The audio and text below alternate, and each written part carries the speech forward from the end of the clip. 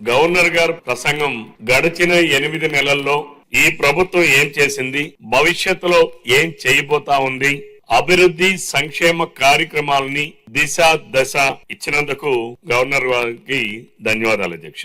కానీ ఒక దురదృష్టకరమైన సంఘటన ఏంటంటే అధ్యక్ష, అతిథిగా ఆహ్వానించినటువంటి గవర్నర్ గారు ఆయన ప్రసంగ సమయంలో ప్రతిపక్ష పార్టీ శాసనసభ్యులు వ్యవహరించినటువంటి తీరు చాలా దుర్మార్గం అధ్యక్ష. ఎందుకంటే ఈ సభలో రాజ్యాంగం ద్వారా మనం వచ్చాం అధ్యక్ష. ఎవరంతటి వాళ్ళుగా ఈ సభకు రాలేదు అధ్యక్ష. మన రాజ్యాంగంలో ఈ సభకు రావాలన్నా, పార్లమెంట్ కి వెళ్లాలన్నా, లేదా ఒక కౌన్సిల్ కి వెళ్లాలన్నా, లేదా ఒక రాజ్యసభకు వెళ్లాలన్నా, ఎగువ సభకు వెళ్లాలన్నా దానికి ఒక ప్రొసీజర్ ఉంది అధ్యక్ష. ఎన్నికల ప్రక్రియ ద్వారానే ఈ సభలోకి వస్తాం అధ్యక్ష. ప్రజలు ఇచ్చినటువంటి మ్యాండేట్ ఏదైతే ఉంటుందో ఆ మ్యాండేట్ ఎవరు అధికార పక్షంలో ఉండాలి, ఎవరు ప్రతిపక్షంలో ఉండాలి అనేది ప్రజలు ఇచ్చేటటువంటి మ్యాండేట్ అధ్యక్ష.